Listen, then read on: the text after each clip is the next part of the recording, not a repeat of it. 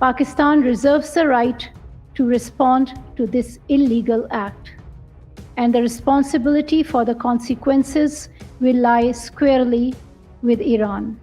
And Pakistan did eventually respond with its own strikes on Iran. Welcome to Buzz Around the Globe. Pakistan's Air Force launched retaliatory airstrikes early Thursday on Iran, allegedly targeting militant positions, an attack that killed at least 7 people.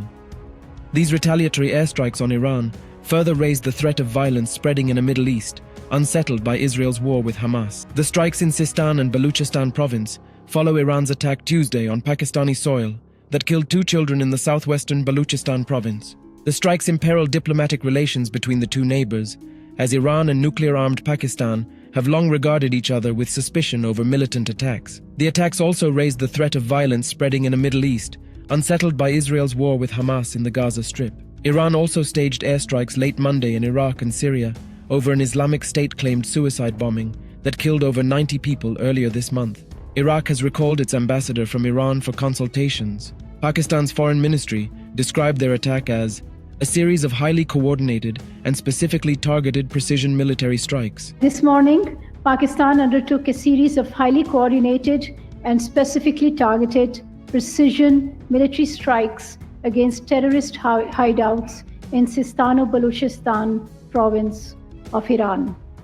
A number of terrorists were killed during the intelligence-based operation codenamed Margpar Sarmachar. This morning's action was taken in light of credible intelligence of impending large-scale terrorist activities against Pakistan by these terrorists.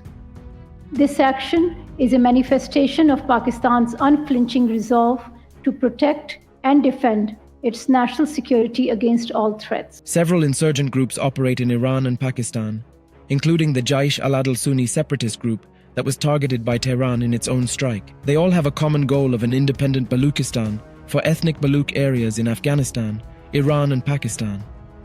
Pakistan's Baluchistan province, as well as Iran's neighboring Sistan and Baluchestan province, have faced a low-level insurgency by Baluch nationalists for more than 2 decades. Pakistan named its operation Murg Bur Sarm Char. The first part in Iranian Farsi means death to, and is a famous saying in Iran since its 1979 Islamic Revolution used to refer to both the United States and Israel. In the local Baluch language, the second part means guerrilla and is used by the militants operating in the cross-border region. A deputy governor of Iran's Sistan and Baluchestan province gave the casualty figures from Thursday's strike in a telephone interview, saying the dead included 3 women and 4 children near the town of Saravan, along the border in Iran's Sistan and Baluchistan province. He added that the dead were not Iranian citizens and acknowledged a separate blast near Saravan as well. Thursday's development came a day after Pakistan recalled its ambassador to Tehran because of Tuesday's strikes by Iran inside Pakistan's southwestern Baluchistan province. Iran claimed it targeted bases for a militant Sunni separatist group. It drew strong condemnation from Pakistan, which denounced the attack as a blatant violation of its airspace and said it killed 2 children. Iran's foreign minister said on the sidelines of the World Economic Forum in Davos, Switzerland, that none of the nationals of the friendly and brotherly country of Pakistan were targeted by Iranian missiles and drones. Iranian state television, quoting an anonymous official after the strike, said Tehran strongly condemned the attack and demanded an immediate explanation from Pakistan. The risk of escalation remained Thursday, as Iran's military will begin a planned annual air defense drill from its port of Chabahar near Pakistan all across the south of the country to Iraq. The drill, Velayat 1402, will include live fire from aircraft, drones, and air defense systems.